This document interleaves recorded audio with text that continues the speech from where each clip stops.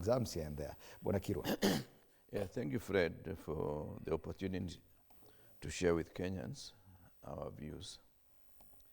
First of all, I want to wish all the candidates taking their exams for the first time today and the days to come.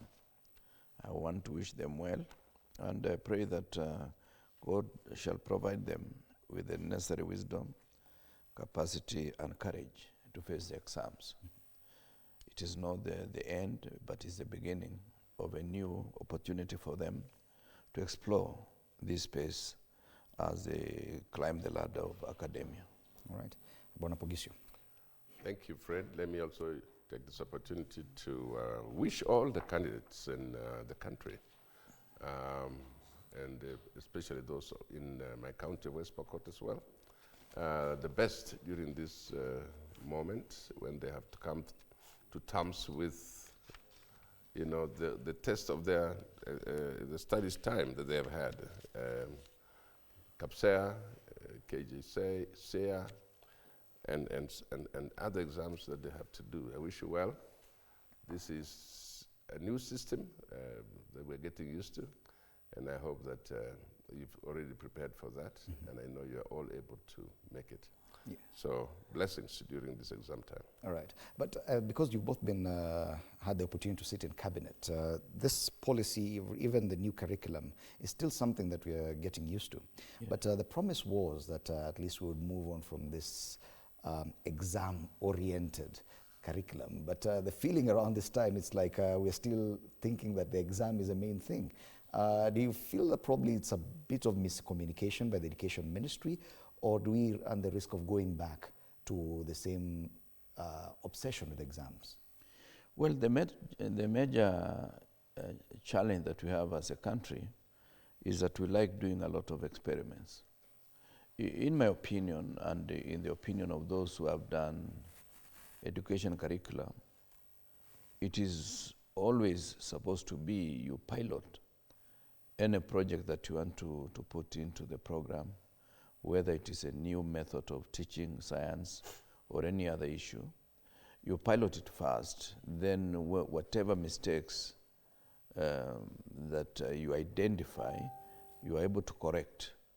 And that correction will assist you to rein in some of the lapses that may arise. But what I've seen is that we are rushing into new programs without properly thinking. After all, examination is supposed to be part of ensuring that you are meant to retain as much information as possible once you go through a certain kind of teaching. But for them to say that we're not going to do exams, and then you are seeing we are going back to it, is almost, to say the least, trying to backpedal whatever progress you are supposed to achieve.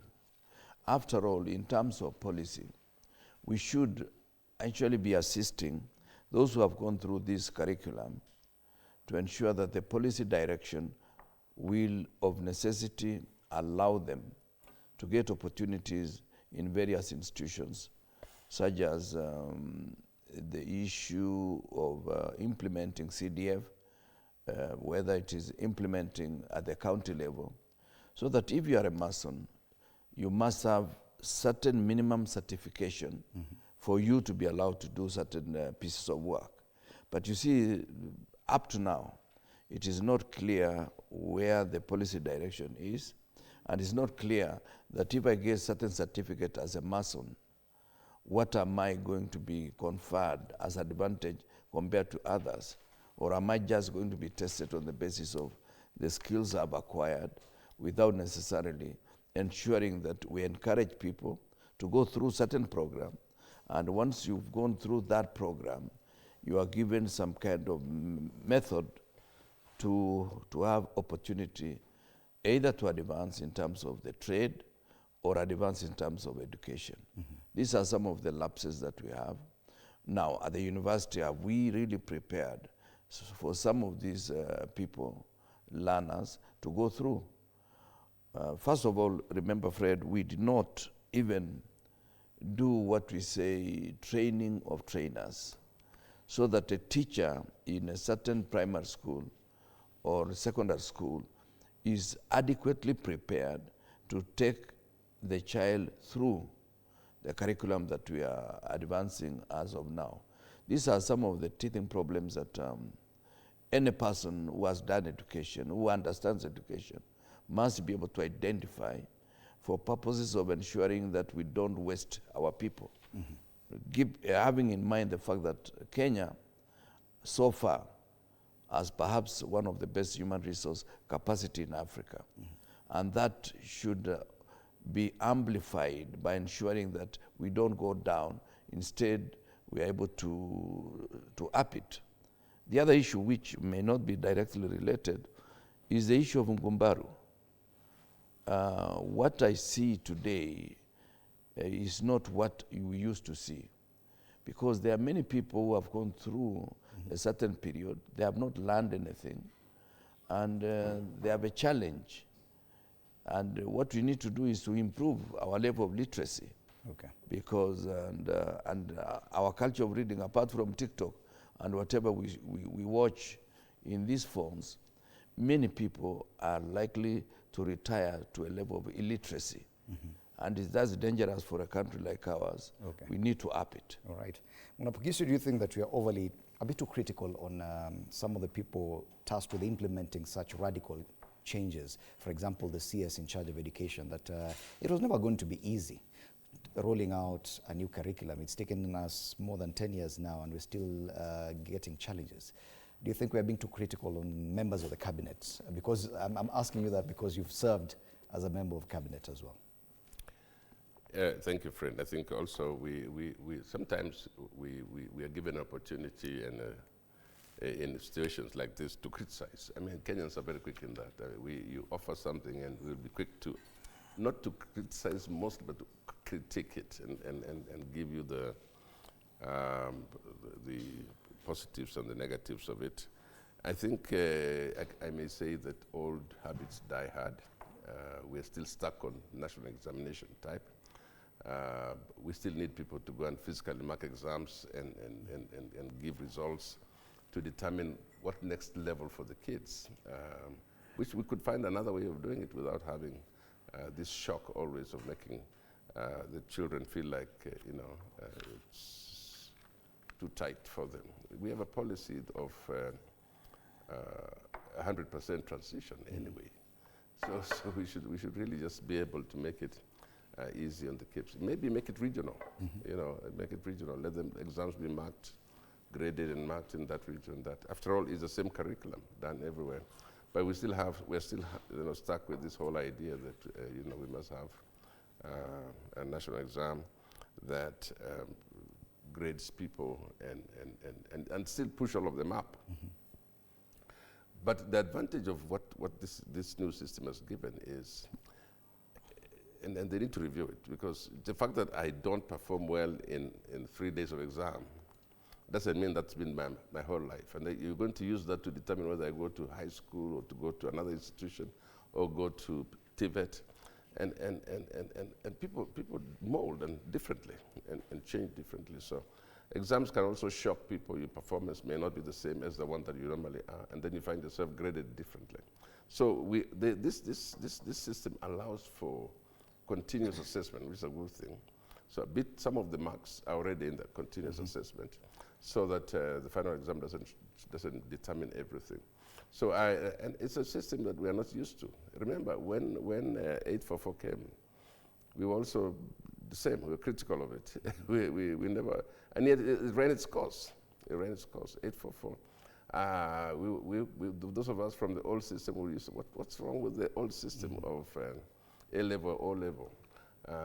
But it came to an end, and we had 844. Now this has come to an end. We've got this new system. Our kids are very malleable. They adjust very quickly. Teachers are the ones who have problems, because teachers, there's a cost implication that we can't explain, because even books from the old system are being thrown away.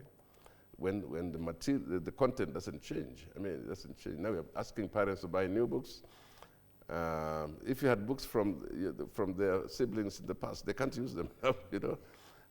And yet the content in science is just the same. In maths, it's still the same in all these things. So anyway, we are critical because we are not used to it. We are still learning its ropes. We cannot understand it. Okay. Some of us are finding it difficult to understand it.